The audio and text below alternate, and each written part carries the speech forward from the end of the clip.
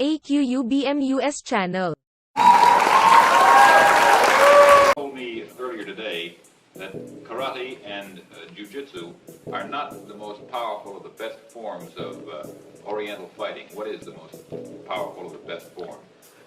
Well, it's bad to say the best, but in my opinion, I think Kung Fu is pretty good. Would you tell us a little bit about Kung Fu? Well, Kung Fu is originated in China. It is the ancestor of karate and jiu-jitsu. It's more of a complete system, and it's more fluid. By that I mean it's more flowing. There is continuity in movement instead of one movement, two movement, and then stop. I see. What's the difference between a Kung Fu punch and a karate punch? Well, a karate punch is like an iron bar, whack. A Kung Fu punch is like an iron chain with an iron ball attached to the end, and it go whang, and it hurt inside. Okay. Lee has studied a system of Chinese Kung Fu for the past 9 years called Wing Chun, and is considered one of the art's most talented and articulate exponents. His teacher in this art has been an elderly Hong Kong Chinese master by the name of Yip Man. Despite his proficiency in this style of Kung Fu, his study of philosophy has caused him to question. And now he begins to question why most martial artists, Chinese and otherwise, seem more concerned with preserving tradition than with looking more deeply into the matter to penetrate through to the ultimate truth of martial art.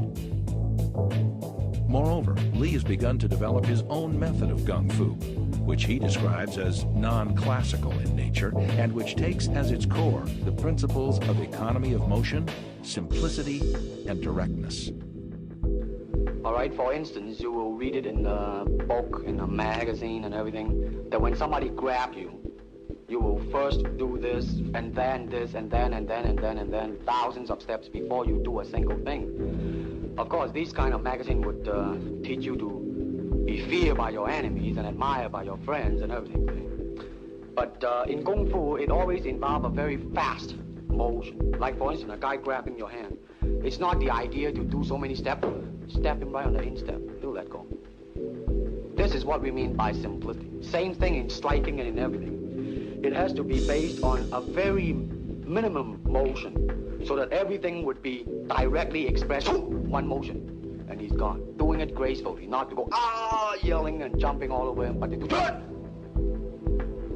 Excuse me. Both the American and Chinese martial art communities resent his iconoclasm. For such a young man to stand up against thousands of years of tradition and venerated authority is considered a direct threat to the status quo and its entrenched power base. Prior to Bruce's coming to this country, Kung Fu was alive in most all the Chinese community, but there was nothing taught to outsiders, basically. And Bruce came along, and with that basis of trying to create equality amongst all people, regardless of race, he chose to let anybody into his school, regardless of what color or race they were, as long as he knew what was in their heart was good and positive. Why he took them in, and like when he was down in San Francisco, where the Chinese community was much more like being in China, they took exception to it, and he had to fight his way out of it. In Oakland, he received a challenge from the San Francisco Chinese martial arts community, and the challenge read that Bruce, if he were to be defeated in this challenge, would have to cease teaching Caucasian or non-Chinese students. And the Chinese martial artist came over from San Francisco to Bruce's studio in Oakland, and a very formal challenge took place. I was present there. In fact, I was 8 months pregnant with Brandon, and James Lee was there. And this fight with this Chinese martial artist lasted about 3 minutes. Consisted of a lot of running, where the Chinese martial artist took off and started running around the room, and Bruce was pursuing him before Bruce finally got a hold of him and took him down to the floor and made him give up. And after the challenge ended, with the Chinese martial artist being soundly defeated and they all went away, Bruce won the right to teach anyone he wanted to. By February of 1967, Lee has 3 schools operating in Seattle, Oakland, and Los Angeles that teach his own interpretation of Gung Fu, based on his own investigations into the ultimate truth of unarmed combat. However, by now the young man is openly critical of the traditions and limitations he sees as inherent in the martial arts as they're currently being practiced in America. He believes they lack a solid grounding in reality, consisting of rehearsed self-defense routines that are employed in predictable and patternized rhythms. He notes that real combat is spontaneous, not rehearsed, and is made up of irregular or broken rhythm that a martial artist cannot anticipate, only respond to.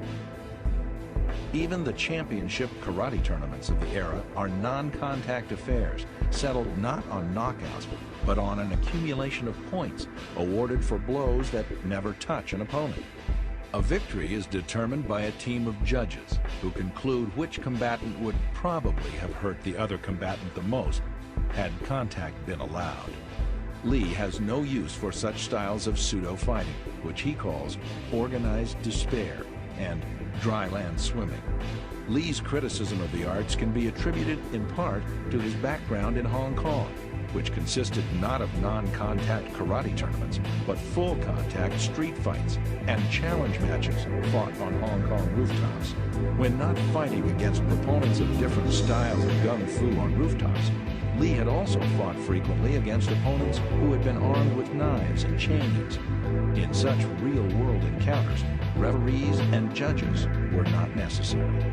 Rather than participating in non-contact karate tournaments, which he considers little more than glorified games of tag, Lee instead devotes himself to devising a more scientific approach to unarmed combat. His research leads him to the science of Newtonian physics and the techniques and principles of European fencing and Western boxing, where efficiency, not tradition, are the touchstones of both disciplines. Lee's research causes him to understand that the only litmus test of a combative technique's worth is whether or not it can be landed effectively on an opponent. Anything that's ornamental is discarded from his style. He retains only those techniques that he himself has determined to be practical in real self-defense situations. Lee is the first martial artist in North America, if not the world, to have his students don boxing gloves, headgear, and body protectors and spar all out. Nothing is rehearsed, no punches are pulled, and full contact, reality-based martial art is the order of the day.